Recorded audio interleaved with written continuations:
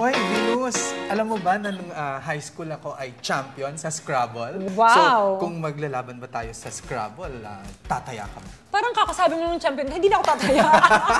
Talong-talo na ako. Dinig ko, ikaw din yata, champion. Oration naman yun. So kung doon siguro pupusta ako. Ganun talaga yun no? Kapag risk. No? Pag pinag-uusapan natin yung risk, kung saan ka may maraming alam, doon nababawasan yung risk. Tama. Ganun yun sa investment. Kasi lahat ng investment may risk.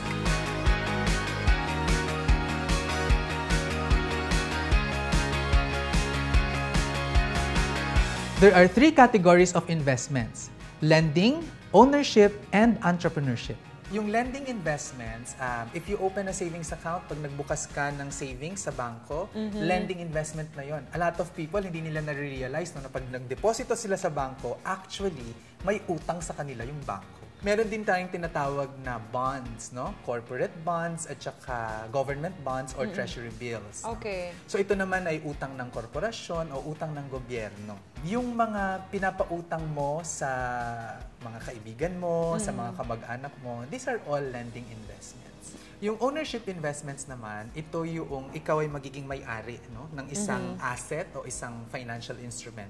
Ang isang example nito ay kapag ikaw ay, say, bumili ng lupa, okay, no? Or bumili ng real estate. Okay?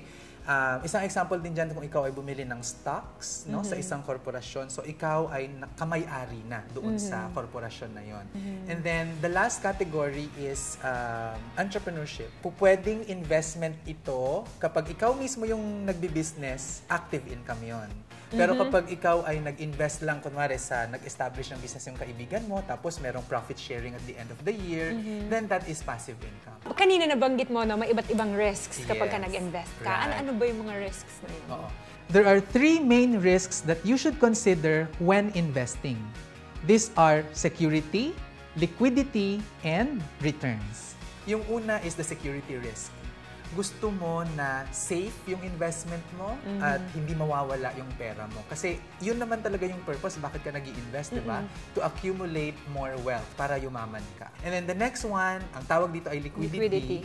Ang ibig sabihin, madaling ma-convert into cash. Ang lupa, madali bang ma-convert sa cash? Hindi, no? Matagal, diba? How about, let's say, ang deposito mo sa bangko, madali bang ma-withdraw yun? Yes. Yes. So, mas liquid yung savings sa bangko kesa sa mag-i-invest ka sa lupa. Sa lupa. And then yung last ay returns. Returns. No? Maraming na-attract sa mataas na returns, mataas na kita kapag sila nag-i-invest. No? Kadalasan yung matataas na yun, madalas scam. Yun nga eh, parang nakakatakot. Diba? In 5 and 6 months, eto na kaagad. Right. Oo. So mag-iingat tayo sa ganyan. No? Paano ba yan maiiwasan or mababawasan yung mga risks na yun? Hindi talaga natin kayang i-eliminate ang risk, Venus. So, mamimitigate lang natin to or ma-reduce natin siya. And there's no better way to reduce risk than educating yourself. So, dapat alam mo yung pinapasok mo.